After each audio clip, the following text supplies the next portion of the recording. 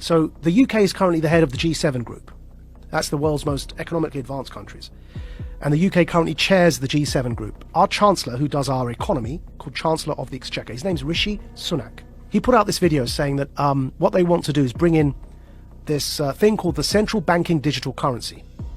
They want to replace fiat paper money with digital money as a competitor to Bitcoin and crypto money, right? But instead of being decentralized currency, it will be controlled by a government. It's digital currency, but controlled centrally through the banks, Bank of England. So instead of having a bank account with whatever, HSBC or Bank of America, you'll have a bank account directly with, in the American context, with the Fed. In the UK, directly with the Bank of England. You have a personal bank account, and you're given digital money in that bank account. These are called central banking digital currencies. The Chancellor of the Exchequer in the UK has already announced their intention to do this as the G7 group. And these, if you look up... this sounds terrifying. If you look up the Telegraph newspaper... Central bank digital currency, is that the one down below? Digital currency should be programmable. See that one there? Yeah? Now what they're doing is they're saying, you know, everyone knows that with inflation at over 5%, it's now 5.4%, right? Our fiat money, the paper money, is increasingly becoming worthless, and we're headed towards a big disaster. The Fed wants to raise interest rates. But we're in so much debt that if you raise interest rates, people are going to suffer because we're living on debt as Western economies. So they realize that this kind of the lifespan of paper money is fast coming to an end because of the 2008 economic crash in particular. So they're bringing in these central banking digital currencies. Why is that word programmable in there? So what they said in that article, and the Chancellor put a video out saying this as well, they've said that this money that you will earn from work, instead of having paper money, you have this digital money. It's programmable so that you can't buy certain foods, or if you do something that your employer doesn't like, it's all in that article. You won't be able to spend your money. In other words, it's not money. They're vouchers. They're like food vouchers. And they can be programmed so that, like the Chinese social credit system, that if you try and use them on a certain thing, it won't work. You say you want to buy a burger and they want you to buy bugs, which is one of the examples used. If you start to try and buy unhealthy meat, it just won't work. You tap your card, you can't buy the thing because you've met your quota that month of burgers. You have to buy something like a vegan meal. So it won't just be money in the sense of the way we have dollars or pounds today. Yeah. It'll be something that's controlled in terms of your ability to distribute it. Which is why I'm calling it a voucher. It's a coupon. But even a coupon, if you have a coupon to buy bread, you can still buy the bread. Yeah. Like, But you can't buy, see that coupon to buy bread, what you can't do is buy a burger with that coupon. It's for bread. Right. Yeah? Right. Do you feel like you're sounding the alarm Yes. for people that don't understand what is going on? So here, I've pulled it up for you here, yeah? So there's the video. The group of the world's 7 most advanced economies, the G7, is launching a set of public policy principles for retail central bank digital currencies, CBDCs. Central bank digital currencies could be a digital version of money, a bit like a digital banknote. That could be used alongside. Right, so that's the guy who runs our economy in the UK. His name's the Chancellor of the Exchequer.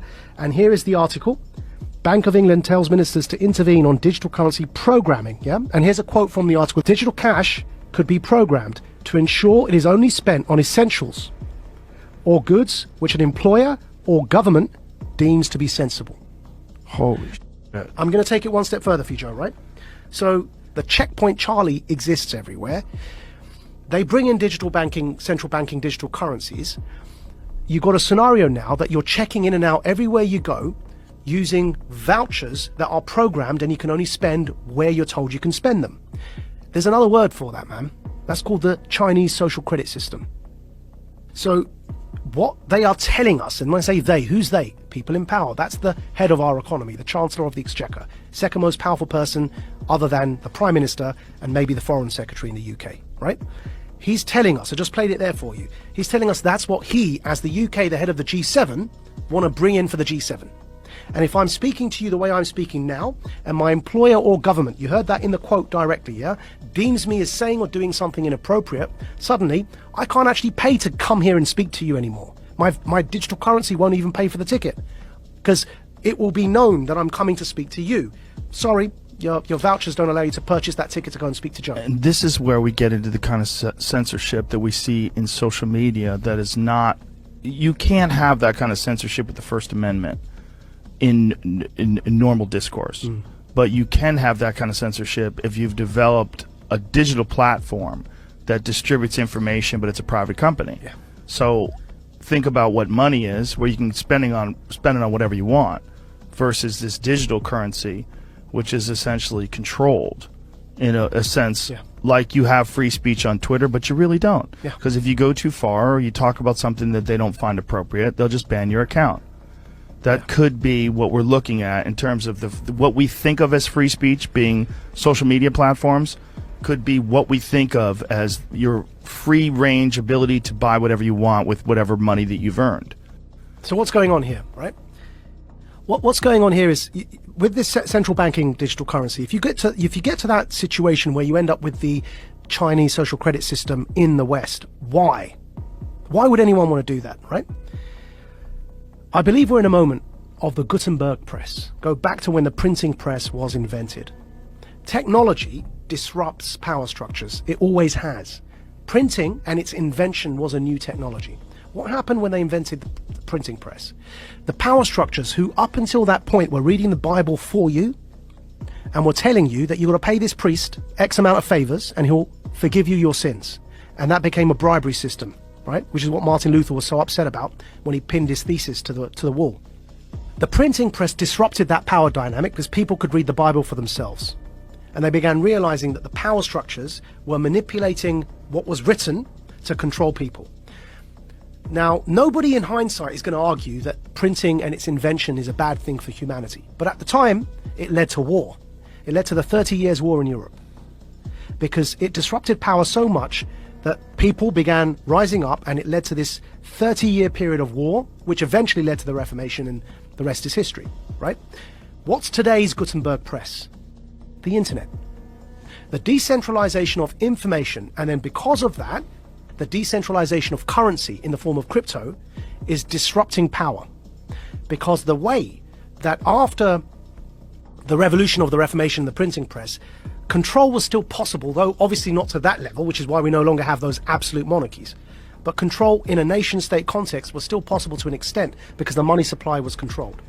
Now what's happening is that the invention of the internet, with the decentralization of information, and in particular here the decentralization of currency in the form of cryptocurrencies, is disrupting those power hierarchies, and it's leading to this conflict now. And we're in a moment when the printing press was invented, the powers that be needed to try and hold on to that power as the 30 Years' War kicked off. They eventually lost it, but to hold on to it they became very brutal because they were losing their grip on power. Today, to have the infrastructure in place that you can have a checkpoint Charlie society, so that when the central banking digital currencies are in place, that infrastructure is already there because people were so scared they voluntarily allowed you to put that in place, so that you can maintain your grip on power, because what's coming around the corner is the decentralization of everything, of media, therefore of narrative, and of course remember, whoever defines the truth gets to define reality. Decentralization of the economy through crypto. You no longer have the power to define the story and control the money supply. So the powers that be, who are losing that power, need to clamp down. They're clamping down on their own children, because we are people who are born of the West.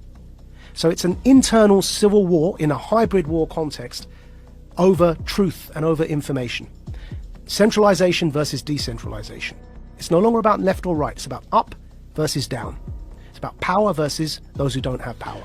Do you think if there was no cryptocurrency, if there was no Bitcoin or any of the other crypto coins, that they would attempt to do some sort of digital currency? Do you think that this is a response to the understanding that decentralized digital currency is eventually going to take over, or has gained far more momentum than they ever anticipated? I think so. And also decentralized media, because you can't control the narrative. Right.